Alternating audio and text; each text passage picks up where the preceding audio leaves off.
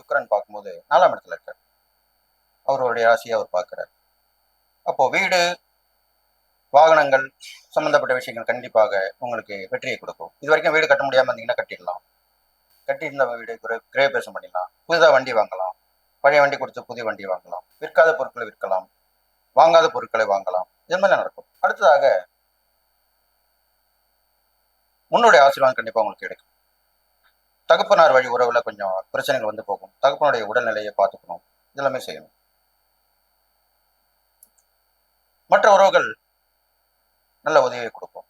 அவங்க மூலியமா தக்க சமயத்துல தக்க உதவிகள் வந்து கிடைச்சிடும். இதெல்லாமே நடக்கும். கணவன் மனைவர்கள் கொஞ்சம் பிரச்சனை வந்து போகும். அடுத்ததாக செவ்வாய் கேது இணைவு உங்களுக்கு உங்க ராசிக்கு 8ஆம் இடத்துல நடக்கிறதுனால கண்டிப்பாக விழிப்புணர்வு தேவை. வண்டி வாகன போகும்போது விழிப்புணர்வு தேவை. பயணங்கள் பண்ணும்போது விழிப்புணர்வு தேவை.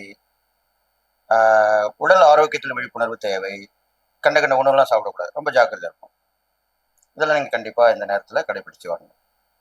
ஆயுள் பாதிப்பு வராது.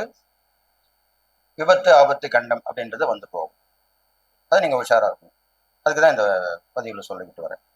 நீங்க செய்யக்கூடிய இறை பரிகாரம் பார்க்கும்போது உங்க ராசியாதிபதி சனி பகவான்